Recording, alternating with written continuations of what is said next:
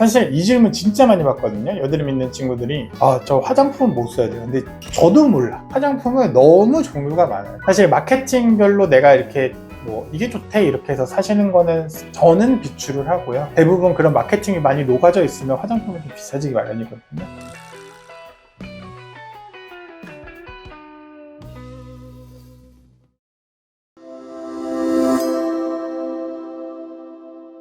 안녕하세요. 디온 클리닉 홍대점 대표원장 민준호입니다. 제가 지금 촬영하고 있는 시점이 11월 한 중순 이제 들랑말랑한 이 시점인데, 사실 이번 주에 수능이 있어요. 그래서 원래 또 수능 날짜가 다가오면 날씨가 좀 급격히 추워지기도 하는데, 청소년분들, 수험생들 위해서 어떤 컨텐츠 하면 좋을까 하다가 실제로 이제 중고생들이 대부분 피부과 병원에 방문하는 이유 중에 90% 이상은 당연히 여드름일 것 같거든요. 실제로 이전에 컨텐츠 촬영을 한번 하기도 했었는데, 사실 뭐 조회수도 괜찮게 나오기도 하고, 그래서 1년 정도 전 컨텐츠를 리모델링하고 조금 더 이쁘게 세련되게 한번 오늘 설명을 드려볼까 합니다. 그래서 오늘 주제는 과연 내가 여드름 피부면 어떤 것들을 조금 성분들을 체크해서 하면 수험생분들이나 청소년분들한테 도움이 될까 해서 그거에 대해서 한번 간단하고 명료하게 조금 쉽게 한번 설명을 드려볼까 합니다. 사실 이제 여드름이 생기는 게 예전에는 뭐 한 중학생들, 고등학생들이 주로 됐었는데, 이제 사실 성장 속도나 어떤 2차 성징이나 이런 것들이 빨라지면서 저희 병원 다니시는 뭐 부모님, 보호자분들이 자제분들을 데리고 왔는데 막 초등학교 4학년, 5학년 이런 경우도 많거든요.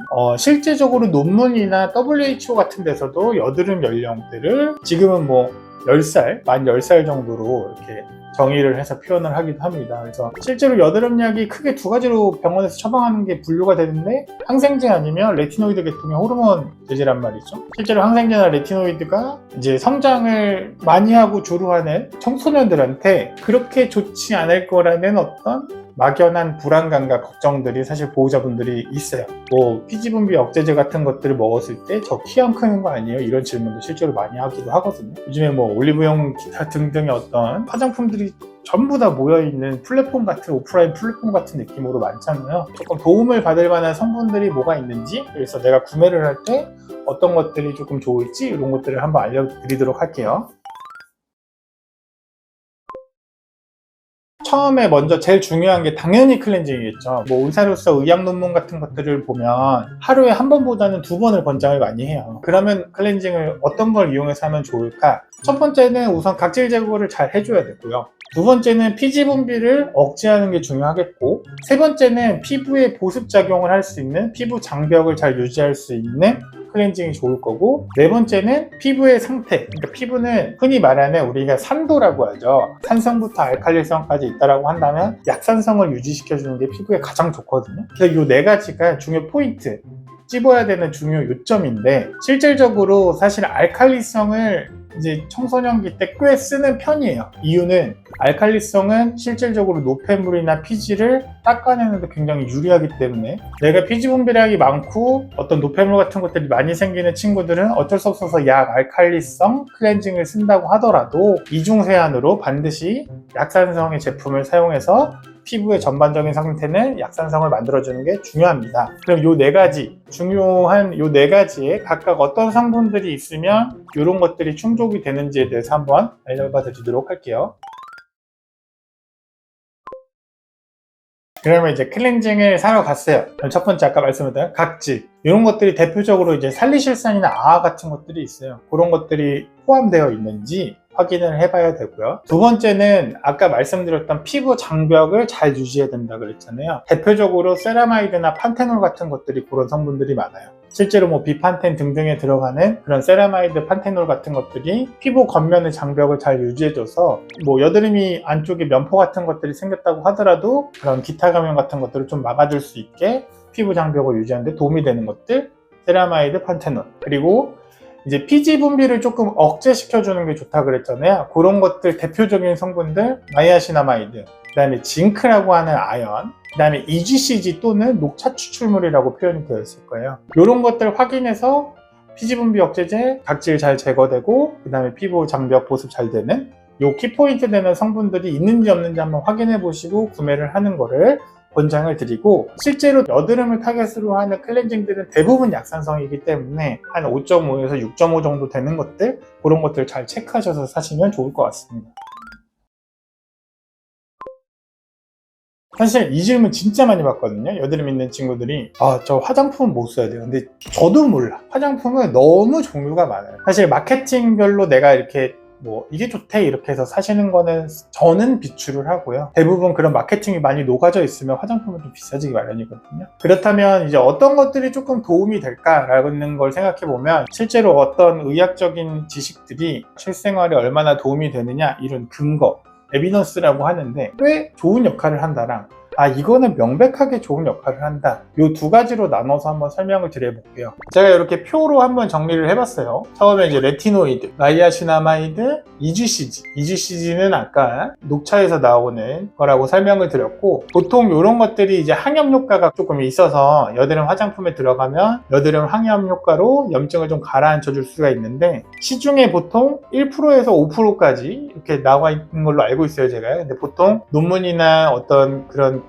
관련된 서적을 보면 5%라고 해서 더 좋진 않아요. 오히려 더 자극이 될 수 있으니까 1% 정도도 충분한 효과를 볼 수 있다. 그래서 EGCG 같은 거는 퍼센테이지가 높다고 좋은 건 아니시니까 보통 1% 정도 쓰시면 더 좋을 것 같고, 그 외에 아까도 말씀드렸던 판테놀, 그 다음에 하이드로퀴논, 히알루론산, 아젤릭산 같은 경우에는 면포나 이런 지방층, 지방 피지 같은 것들을 잘 녹여주기 때문에 실제로 피지가 고여서 생기는 어떤 면포, 좁쌀 여드름 같은 것들이 꽤 도움이 잘 될 거고요. 필로바이오마가 이제 석류 C에 있는 오일이거든요. 요거 자체는 각질이나 어떤 피지 조절, 그리고 항염 효과가 있어서 지금 제가 나열해드린 이런 것들이 있으면 내가 여드름이 있는 거에 대해서 어느 정도 최소한 절반 이상은 꽤 도움이 될 수 있다, 이렇게 생각을 해주시면 좋을 것 같습니다. 요거는 그래도 여드름 관련된 화장품이라면 꼭 들어갔으면 좋겠다, 그거에 대해서 한번 말씀드려볼게요. 아하라고 하는, 우리 흔히 말하는 병원에 오시면 아쿠아 필요할 때 아하 할게요 그런데 아하랑 살리실산 요거 들어가 있으면 상당히 도움이 될 거고요. 그 다음에 클렌징 할 때도 말씀드렸는데 징크라고 하는 아연 성분이 피지 조절에 꽤 도움이 많이 됩니다. 그리고 벤조일 퍼옥사이드라고 하는 거는 실제로 항생제는 아닌데 균을 죽이는 항균 효과가 굉장히 좋거든요. 그리고 이제 MELASYL이라고 하는 멜라실, 실제로 가벼운 기미나 어떤 얼굴에 색소했을 때도 바르는 거라 실제로 여드름 자국 같은 것들 조금 좋아지게 하는데 충분히 도움이 될 수 있어서 멜라실 성분이 있으면 상당히 여드름 환자분한테는 도움이 많이 될 거예요. 이렇게 제가 정리를 한번 해봤어요. 요즘에 저도 저희 아파트 놀이터에 가보면 초등학생이고 중학생이고 메이크업 같은 거 많이 하는 거 저도 보거든요. 흔히 말하는 비비나 어떤 바르는 크림 같은 것들은